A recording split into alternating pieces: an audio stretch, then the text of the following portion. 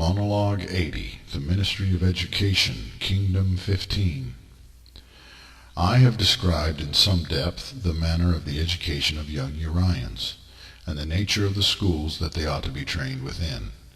I have also described at length the standards of education for believers and clergy alike, and the fullness of the subjects that need to be looked into.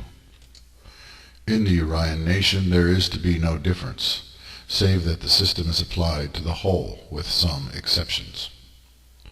Muslims, Christians, Jews, Samaritans, Zoroastrians, Sikhs, and Baha'i are to be welcome within the theocracy and may have representation in nearly all branches and departments of the government, almost co-equally with Urians, so long as they assert and concur with the basic moral and ethical principles herein imparted and are not fomenting rebellion. Those who are not in concurrence by necessity would be excluded, for although multiple religious expressions may be tolerated and approved of as worthy, the society itself shall not be multi but unicultural. Unity is of utmost importance if the nation is to survive and together work for the common good. A universal or national language will be taught to all.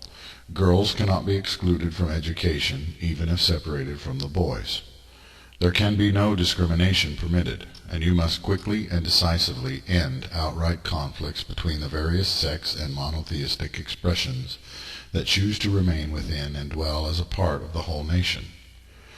However, other sects approved by the Ecumenical Council are to be permitted their own private schools if they feel the need to establish such, and even within the national educational system there is to be license and alternatives made available to accommodate different forms of monotheism. Education that is utterly devoid of spiritual and or religious values, that is to say, moral learnings, will, however, be excluded, which is to say that secular humanistic educational institutions will not exist within the nation. Indeed, those who would attend universities and colleges beyond the Urian nation might have a very difficult time returning to it, and may even be considered suspect, as they have not been fully schooled in the social and spiritual expectations of national tradition and moral precepts. However, Muslim females, if so choosing, should be permitted to wear their head coverings, and all sects should be able to wear their traditional manner of dress without impingement or defamation. So too the various holidays of sects and religions must be respected, in that those who hold with such traditions must be permitted time and license to celebrate their rites and ritual observances. Furthermore, it must be permissible for people to speak and learn their own language within their own homes, and always to explore other languages in the curriculum of any school, even as it is imperative that all learn the common and universal tongue of the nation. The agencies of the Ministry of Education are to be 7 in number, as follows. 1. Adult education. 2.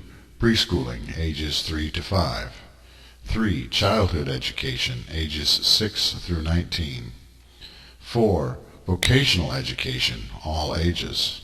5. Higher learning, colleges and universities. 6. Seminaries. 7. Citizenship training. When the nation is first founded, there will be many who are illiterate or partly educated, and there will be a necessity to teach the entire population about the new system and its overall vision.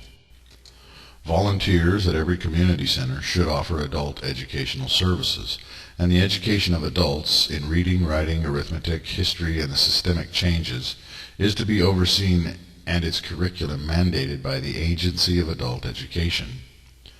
Vocational education is to be a part of every child's overall schooling experience, and vocational training should be made available by the government to all adult citizens as well. This type of schooling is to be overseen and conducted by the Agency of Vocational Education. An apprenticeship-style approach is preferable, as it costs the government less to run. Universities and colleges, being non-secular in nature, must not encourage or favor a particular sectarian doctrine or religious view, and yet they must conform to the moral and ethical principles of the nation, and will be under the authority of the Agency for Higher Learning, as well as being overseen by the Ecumenical Council. Seminaries for Urians are like monasteries, and yet any approved religious sect should have the right to train their clergy and establish their own seminaries. Moreover, a universal or pluralistic seminary, theological university, should be established where a non-sectarian form of theological education may be received. The seminary agency is to be responsible for monitoring and setting standards of excellence for all seminaries. Seminaries will not be permitted that foment rebellion or encourage revolution against the theocratic nation. The Citizenship Training Agency will exist to educate newly arriving immigrants and citizens in general in the values, language, and principles of the theocracy, to ensure that every new immigrant knows what is expected from them. Moreover, this agency is charged with administering the oath of allegiance to all citizens, thus confirming their citizenship.